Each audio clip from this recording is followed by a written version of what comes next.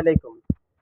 মোমবাতি জ্বালানো, ধান, তারপরে কুলাতে ধান দেওয়া, হলুদ ইত্যাদি সবই নিষিদ্ধ। বরকে গোসল করানোর সময় কুলা ব্যবহার করা, এগুলো সবই নিষিদ্ধ। কনে নামলে পানি রাখা, কলসি রাখা, নাউজুবিল্লাহ, আস্তাগফিরুল্লাহ, কনে বরের আঁচল দিয়ে গিট দেওয়া, এ সমস্ত ইসলাম বিধর্মী কাজ। ইসলাম এটি হিন্দুদের কালচার, বিধর্মীদের কালচার, কাফেরদের কালচার।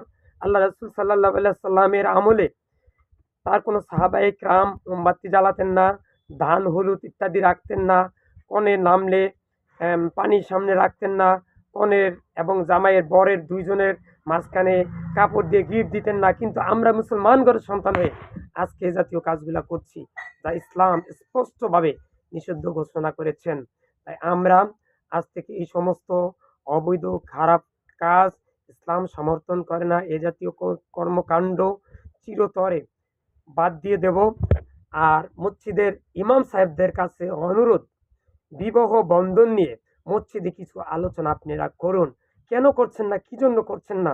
এ জাতীয় শিরক বেদাত কুফুরি পর্যন্ত হচ্ছে, পর্দার বেরখলাপ হচ্ছে, হলুদ পোশাক পুরুষেরা ব্যবহার করছে, পাঞ্জাবি গায়ে দিচ্ছে হলুদ লাল, সেগুলো স্পষ্টভাবে নিষিদ্ধ আছে ইসলামে। আপনারা প্রত্যেক শুক্রবার মসজিদে এই বিষয় নিয়ে আলোচনা করুন। আর আমার ভিডিওটা বেশি বেশি করে সবার মাঝে শেয়ার করে দেন। ইয়া আল্লাহ, আমি সহ পৃথিবীর সকল মুসলিম উম্মাহকে তুমি উপরের আলোচনাগুলো শুনে সেভাবে আমল করার তৌফিক দান করুন। ইয়া আল্লাহ, আমি সহ পৃথিবীর সকল মুসলিম উম্মাহকে তুমি শিরক বেদাত কুফরি মুক্ত রেখে সহিহ আকীদা, কোরআন হাদিসের সহিহ আকীদার উপর আমল করার তৌফিক দান করো। ইয়া আল্লাহ, আমি সহ পৃথিবীর সকল মুসলিম উম্মাহকে তুমি শিরক বেদাত কুফরি মুক্ত রেখে, গীবত মুক্ত রেখে, কবিনা গুনাহ মুক্ত রেখে মৃত্যু দিও। এবং মৃত্যুর সময় আমি সহ পৃথিবীর সকল মুসলিম উম্মার মুখ দিয়ে একটি বাক্য বাইর করিও, যে বাক্যটি হচ্ছে লা ইলাহা ইল্লাল্লাহ।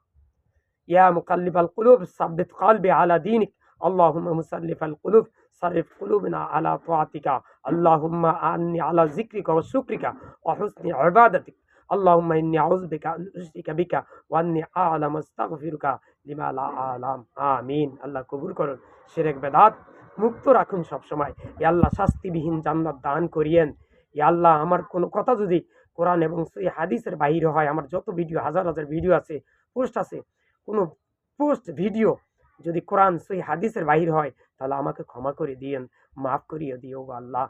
আর আমার কোনো কথা এবং কাজ এবং কোনো ভিডিও যদি কোরআন এবং হাদিসের বাহির হয়, তাহলে আপনারা মানবেন না, সেটা দেয়ালে ছুঁড়ে ফেলে দিবেন। আর যেগুলো কোরআন এবং সহিহ হাদিসের আলোক হয়, সেগুলো মানবেন, মানুষের মাঝখানে প্রচার করে দিবেন। ৫ ওয়াক্ত নামাজ পড়বেন, সন্তানকে মাদ্রাসা পড়াবেন, আপনি নামাজ পড়তে যাবেন এবং ডেকে নিয়ে যাবেন যতজনের সামনে পান সবাইকে। আর হাতে কাজ মুখে লা ইলাহা ইল্লাল্লাহ পড়বেনই। ভিডিওটা বেশি বেশি করে শেয়ার করে দেন। আসসালামু আলাইকুম।